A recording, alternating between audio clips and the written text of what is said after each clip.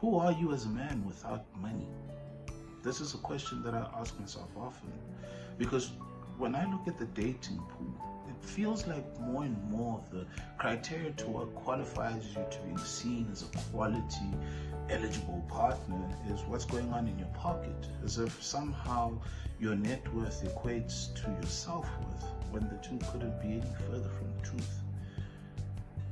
For example, when we look at abusive relationships, the four pillars being emotional, mental, financial, and physical, when a relationship is formed primarily due to the monetary, financial abuse leapfrogs emotional abuse as the foundation. It becomes the first pillar to be erected in executing the subsequent abuse that follows. Why?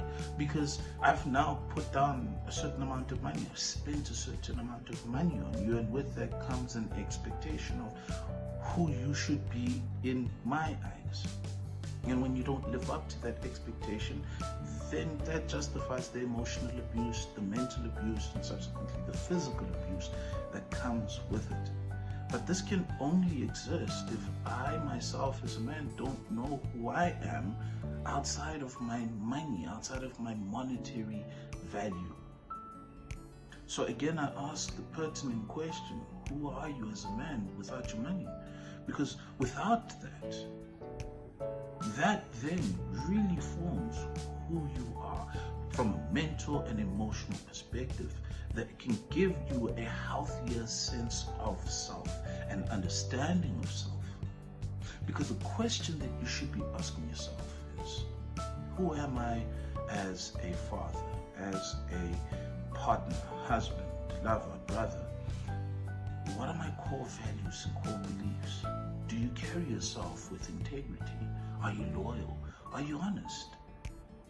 These are the things that should be the pillars to what equates to being a good partner. These are the characteristics that one should be looking at in what makes a good partner and being a good partner. So if all your money was taken away from you tomorrow, who are you? What are you about? Again, these are questions that I ask myself, and I'd like for the rest of you to ask yourself the same thing. And maybe we can continue this conversation, because I feel that it is a very necessary one.